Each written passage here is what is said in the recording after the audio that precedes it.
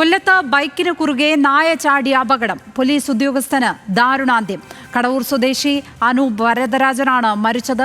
ഒപ്പമുണ്ടായിരുന്ന സുഹൃത്ത് ജിഷ്ണുവിന് ഗുരുതര പരിക്ക്. വിവരങ്ങളുമായി ഷമേർ അബ്ദുൾ ചേരുന്നു. ഷമേർ, എത്ര മണിയോടെയായിരുന്നു അപകടം? എന്തൊക്കെയാണ് വിവരങ്ങൾ? ലക്ഷ്മിപത്മ, കഴിഞ്ഞ ദിവസം രാത്രി 12 മണിക്ക് ശേഷമാണ് ഈ അപകടം ഉണ്ടാകുന്നത്. ഇദ്ദേഹം കൊല്ലം ചിന്നക്കട ഭാഗത്തേക്ക് പോവുകയായിരുന്നു. നായ കുറുകെ ചാടിയ ശേഷം നിയന്ത്രണം വിട്ട ഈ ബൈക്ക് നേരെ ഡിവൈഡറിൽ ഇടിച്ച് ഇദ്ദേഹത്തിന്റെ തല ഡിവൈഡറിൽ തട്ടുകയും ആ സംഭവ സ്ഥലത്ത് വെച്ച് തന്നെ ഇദ്ദേഹം മരിക്കുകയും ചെയ്തു. ഇദ്ദേഹത്തിന് പിന്നീട് അവിടെ ഉണ്ടായിരുന്ന ഓട്ടോറിക്ഷ ഡ്രൈവർമാരാണ് ആശുപത്രിയിലേക്ക് എത്തിയത്. ഇദ്ദേഹം KP 3-ാം ബറ്റാലിയനിലെ പോലീസുകാരനായിരുന്നു.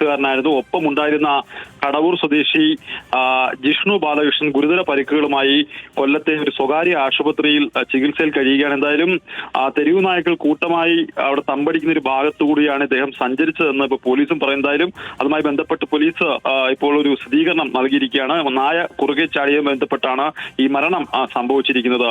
ലക്ഷ്മി പത്മ. ഷമേർ അബ്ദുള്ളാണ് കൊല്ലത്ത് നിന്ന് വിവരങ്ങൾ പങ്കുവച്ചതുപോലെ.